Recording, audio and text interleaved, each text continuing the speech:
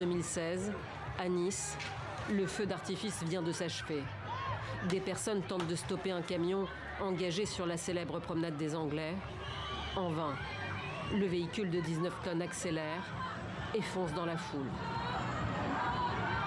La course folle prend fin au bout de 2 kilomètres. Le chauffeur sort, tire avec un pistolet avant d'être abattu par la police. Dans les rues adjacentes, c'est la panique, le chaos. Environ 30 000 personnes participaient à la fête nationale.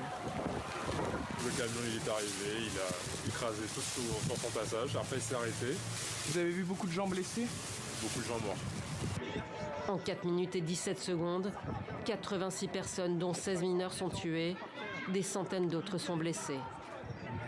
À Paris, après une réunion de crise au ministère de l'Intérieur, le président de la République et le Premier ministre rejoignent l'Élysée.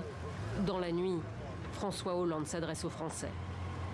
Voilà que Nice est à son tour touchée. C'est toute la France qui est sous la menace du terrorisme islamiste. L'état d'urgence est prolongé de 3 mois. Le parquet antiterroriste se saisit de l'enquête. Daesh revendique l'attaque 36 heures après les faits, alors que le chauffeur du camion bélier est déjà identifié. Il s'agit de Mohamed Lawesh Boulel, un Tunisien de 31 ans. Son domicile est perquisitionné dès le lendemain de l'attentat. Il nous arrivait à peine de le croiser, c'était quelqu'un qui était très discret. Il est arrivé 2-3 fois de le croiser, on lui disait bonjour, il répondait même pas. Déjà condamné pour des faits de délinquance, l'homme n'avait aucun lien avec le groupe État islamique. Instable, violent, avec les femmes surtout, il se serait radicalisé sur le tard.